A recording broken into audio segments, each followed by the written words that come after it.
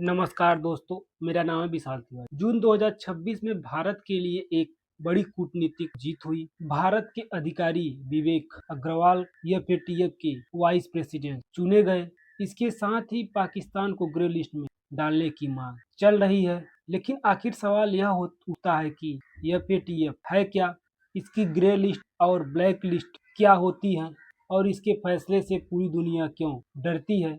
Video को अंत तक जरूर देखें। एफएटीएफ का पूरा नाम फाइनेंशियल एक्शन टास्क फोर्स है। यह एक अंतर्राष्ट्रीय संस्थान है जो दुनिया में मनी लॉन्ड्रिंग, काले धन को वैध बनाना, टेरर फाइनेंसिंग, आतंकवाद को धन देना और खतरनाक हथियारों के लिए वित्त पोषण पर नजर रखती है।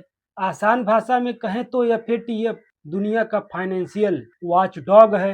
एफएटीएफ की स्थापना 1989 में पेरिस में G7 देशों की पहल पर किया गया है। शुरुआत में इसका उद्देश्य केवल मनी लॉन्ड्रिंग को रोकना।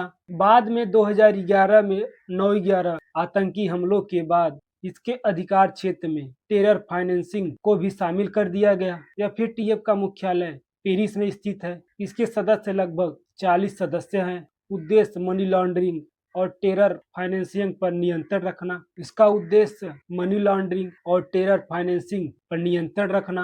एफएटीएफ देशों के लिए नियम और मानक बनाता है। यदि कोई देश आतंकवादियों को फंडिंग रोकने, काले धन पर नियंत्रण रखने या वित्तीय गतिविधियों पर कार्रवाई करने में विफल रहता है तो एफएटीएफ उस देश को निगरानी सूची में डाल सकता है। अब हम बात करते हैं ग्रे लिस्ट और ब्लैक लिस्ट। ग्रे लिस्ट में वे देश आते हैं जिनकी व्यवस्था में कमियां होती हैं, लेकिन वे सुधार करने का वादा करते हैं। ग्रे लिस्ट में आने के बाद विदेशी निवेश कम हो सकता है, अंतर्राष्ट्रीय बैंकिंग कठिन हो जाती है, IMF, वर्ल्ड बैंक आदि में कार्य लेना मुश्किल हो सकता है, देश की आर्थिक छवि खराब हो सकती है। एफएटीएफ इसे इंक्रीज्ड मॉनिटरिंग कहता है। अब हम बात करते हैं ब्लैक लिस्ट। इसमें वे देश आते हैं जो एफएटीएफ के नियमों का पालन नहीं करते हैं और गंभीर जोखिम पैदा करते हैं। ब्लैक लिस्ट में शामिल देश पर आर्थिक प्रतिबंध और अंतर्राष्ट्रीय अलगाव का खतरा बढ़ जाता है। हाल के वर्षों में उत्तर कोरिया, ईरान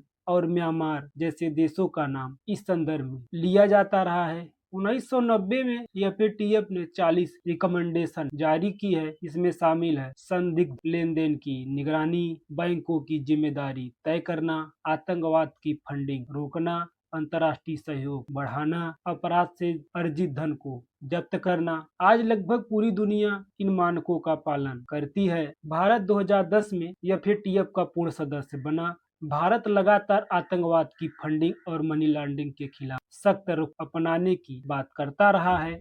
यही वह विषय है जिसकी वजह से एफएटीएफ अक्सर भारतीय मीडिया में चर्चा में रहता है। पाकिस्तान 2018 में एफएटीएफ की ग्रे लिस्ट में डाला गया था क्योंकि उस समय आतंकवादी संगठनों की फंडिंग रोकने में विफल रहने के आरोप लगे थे। लगभग 4 साल बाद निगरानी में रहने के बाद पाकिस्तान अक्टूबर 2022 में ग्रे लिस्ट से बाहर आया। लेकिन एफएटीएफ ने यह स्पष्ट किया कि ग्रे लिस्ट से बाहर आने का मतलब यह नहीं है कि निगरानी पूरी तरह समाप्त हो गई। एफएटीएफ आजकल चर्चा में क्यों है? जून 2026 में वरिष्ठ अधिकारी विवेक अग्रवाल एफएटीएफ के वाइस प्रेसिडेंट चुने गए। भारत के लिए बड़ी कूटनीतिक सफलता माना जा रहा। पाकिस्तान को दोबारा ग्रे लिस्ट में डालने का आरोप मांगा जा रहा। भारत के कई राजनीतिक नेताओं और विशेषज्ञ ने मांग की कि पाकिस्तान को फिर से एफएटीएफ की ग्रे लिस्ट में डाला जाए। उनका तर्क है कि आतंकवादी नेटवर्क फंडिंग से जुड़े मुद्दे पर अभी भी गंभीर चिंताएं बनी हुई हैं। एफएटीएफ का किसी देश पर क्या प्रभाव पड़ता है? जब कोई देश ग्रे लिस्ट में आता है तो जैसे उस आर्थिक प्रभाव में विदेशी निवेशक डरते हैं, बैंकों की जांच बढ़ती है, अंतर्राष्ट्रीय व्यापार महंगा हो जाता है, डॉलर फंडिंग प्रभावित होती है, राजनीतिक प्रभाव, वैश्विक छवि खराब होती है, अंतर्राष्ट्रीय दबाव बढ़ता है, सुरक्षा प्रभाव, आतंकवादी वित्त पोषण पर नियंत्रण बढ़ता है। एफएटीएफ दुनिया के सबसे प्रभावशाली वित्तीय निगरानी संस्थाओं में से एक है। इसकी स्थापना 1989 ईस्वी में हुई थी। इसका मुख्य उद्देश्य मनी लॉन्ड्रिंग और टेरर फाइनेंसिंग को रोकना है। ग्रे लिस्ट और ब्लैक लिस्ट के जरिए यह देशों पर आर्थिक और कूटनीतिक दबाव बनाता है। आज एफएटीएफ इसलिए चर्चा में है क्योंकि भारत का प्रभाव इसमें बढ़ा है। पाकिस्तान को लेकर बहस तेज हुई है और हाल में कई देशों को ग्रे लिस्ट में शामिल किया गया है।